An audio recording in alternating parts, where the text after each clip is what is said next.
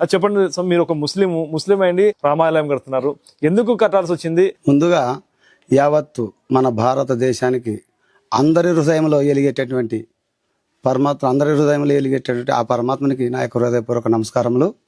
మరి రామదేవలం ఎందుకు కట్టాల్సి వచ్చింది మీరు అడుగుతున్నారు.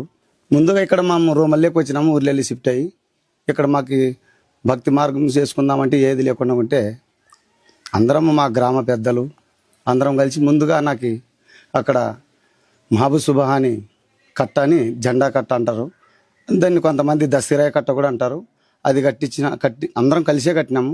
మరి మామితే నీ అమ్మడు వచ్చి దాన్ని కట్టించాము కదా స్వామి, మరి మాకు కూడా ఇంత నీ యొక్క సహాయ సహకారం ఉంటే మేము కూడా దీన్ని కట్టుకుంటామంటే మా గ్రామ ప్రజల కోరిక మేరకు, అలాగే మా గ్రామ పెద్దల కోరిక మేరకు నేను ఈ విధంగా ఈ గుడి కట్టాల్సి వచ్చింది.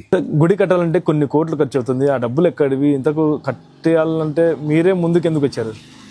మేము ఎందుకంటే ఈ ఊర్లో మహాత్మా బడే సాబ్ తాత అని మా తాత 7వ తరం తాత ఇక్కడ ఉంది. ఇక్కడ ఉరుసు కూడా అపురూపంగా జరుగుతుంది. ఇక్కడ హిందువు ముసల్మాను భాయి మాదిరిగా ఉంటాము. సబ్కా మాలిక్ ఏక్ హే అనే విధానంతో మేము నడుచుకుంటాము. అది ఎట్లా ఏక్ అంటారంటే కూడా దాని విధానం కూడా మేము చెప్తాము. కొందరు అల్లా గొప్ప అంటారు, మరి కొందరు యేసు ప్రభు గొప్ప అంటారు, మరి కొందరు ఈశ్వరుడే గొప్ప అంటారు.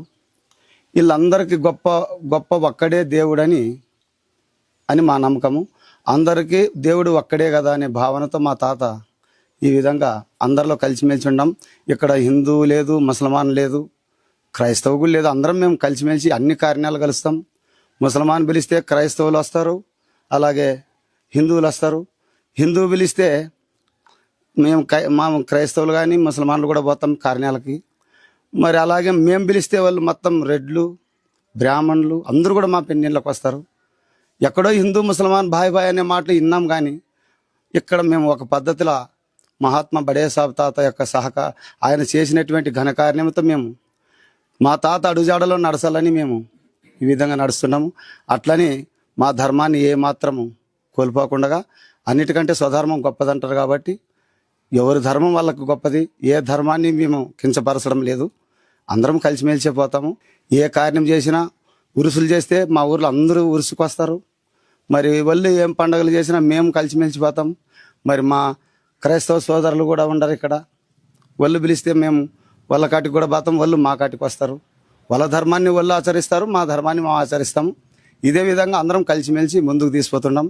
మా గ్రామ పెద్దల సహకారంతో, మరి మా గ్రామ ప్రజల సహకారంతో ఉన్న కాటికి అంతవరకు వచ్చింది. ఇప్పుడు మాకి సాయం అందియాల దాతలు ఎవరన్నా ఉంటే కూడా సాయం అందిస్తే మంచిదని, అటువంటి దాతకి మేము సదా రుణపడి ఉంటామని మేము తెలియజేస్తున్నాం. ఇక్కడ మీ ఊర్లో భిన్నంగా జరుగుతుంది. అయితే హిందువులు అయితే ముఖ్యంగా పూజలు చేసి విగ్రహ ప్రతిష్ఠ చేసి గుడి కడతారు. మీరు ముస్లిము, మీరు కూడా పూజలు చేసి ఆ కార్యక్రమాన్ని ముందుకు తీసుకెళ్తున్నారా?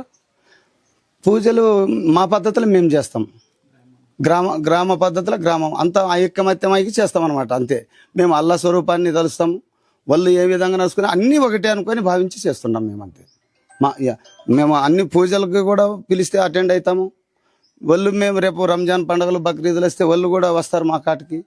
వాళ్ళ పద్ధతిలో వాళ్ళు వస్తారు, మాకు శుభాకాంక్షలు తెలియజేస్తారు. మా పద్ధతిలో మేము వాళ్ళకి తెలియజేస్తాం. అట్లనే మా ఊర్లో క్రైస్తవ సోదరులు కూడా ఏం లేదు, వాళ్ళ ధర్మాన్ని వాళ్ళు కాపాడుకుంటున్నారు. వాళ్ళు కూడా ఏం చేసినా వాళ్ళ ధర్మాన్ని వాళ్ళు కాపాడుకొని వాళ్ళ పద్ధతిలో వాళ్ళు చేసుకుంటారు. మా పద్ధతిలో మేము చేసుకుంటాం.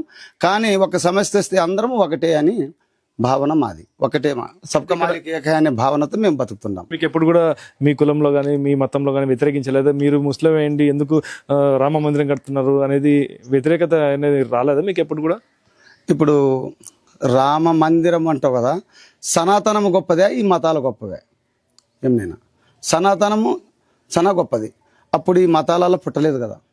ఇప్పుడు వెనక్కి ఒక 5,000 సంవత్సరాల కిందికి పోతే ఈ మతాలు ఉండవు. అడిగేది ఇప్పుడు ప్రస్తుత కాలంలో మీ ఊర్లో కానీ ఎవరు కూడా వ్యతిరేకించలేదా, మీ కులస్తులు కానీ మీ మతస్థులు కానీ?